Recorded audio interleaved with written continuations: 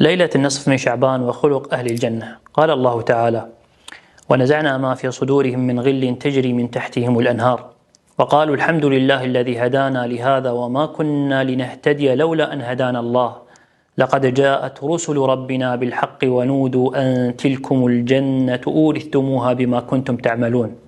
حال أهل الجنة أن قلوبهم منزوع منها الغل تجاه إخوانهم، ولقد ندب أهل الإيمان إلى السعي في ذلك في الدنيا وتحقيق الأخوة فيما بينهم، وجعل الله سبحانه وتعالى ذلك من أبواب منته على أمة النبي صلى الله عليه وآله وسلم. قال الله تعالى: وألف بين قلوبهم لو أنفقت ما في الأرض جميعا ما ألفت بين قلوبهم ولكن الله ألف بينهم إنه عزيز حكيم. وأخرج عبد الرزاق في مصنفه والإمام ابن أبي الدنيا عن كثير بن مرة أنه قال: إن الله يطلع ليلة النصف من شعبان إلى العباد فيغفر لأهل الأرض إلا رجلا مشركا أو مشاحنا بينه وبين المسلمين عداوة، وربما يسعى في ذلك. وقد أخرج المروذي في كتاب الورع أنه سأل الإمام أحمد رحمه الله قال: قلت لأبي عبد الله إن رجلا من أهل الخير قد تركت كلامه لأنه قذف رجلا بما ليس فيه، ولي قرابة يشربون المسكر ويسكرون، وكان قال هذا قبل ليلة النصف من شعبان.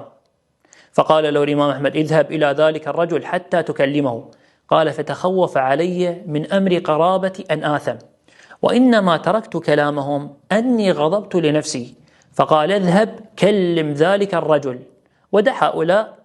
ثم قال: أليس يسكرون؟ وكان الرجل قد ندم، يعني هذا الرجل الذي قذف. فسؤال المروذي للإمام أحمد عليه رحمة الله عن قرابته قبل النصف من شعبان دليل على أنهم يعتمدون الفضيلة الواردة في المغفرة ليلة النصف من شعبان. والبغض في الله ليس داخلا في هذا إذ أنه طاعة، وإنما الداخل في ذلك البغض المبني على حظوظ النفس والقضايا الدنيوية المحضة. ومما يعكس المشاحنة محبة أهل الخير وأهل الإسلام والدعاء لهم بالخير.